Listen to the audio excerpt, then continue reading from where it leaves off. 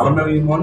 আসলে আমার ওয়াইফ যখন শুনলাম যে সিস্ট যে নামে যে রোগটা ওর হইল, তখন মনটা খুব খারাপ হয়ে গেছে। খারাপ বলতে তারপর আমি দাদার কাছে আসি, প্রপার একটা গাইডলাইন দিল, কিছু ওষুধ দিল।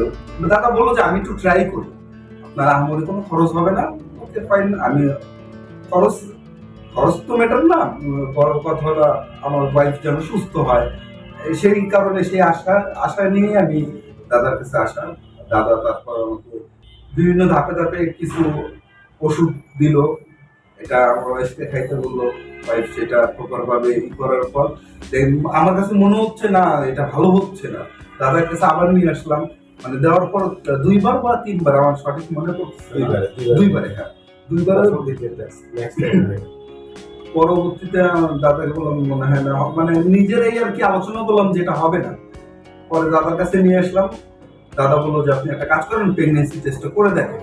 করলাম, কনসেপ্ট করলো, মানে এটা চিন্তা করলাম যে কম দামি কিট নিছি, সেই জন্য হয়তো বা এটা ভুল দেখাচ্ছে, কারণ এটা যেহেতু মাথার ভিতরে ঢুকে গেছে সম্ভব না।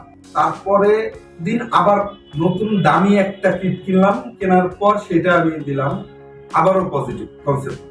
এখন দাদাকে ফোন দিলাম যে দাদা এরকম এরকম, দাদা বললো মিষ্টি নিয়ে আসে। জাস্ট এটাই এটাই হলো আর কি সফলতা।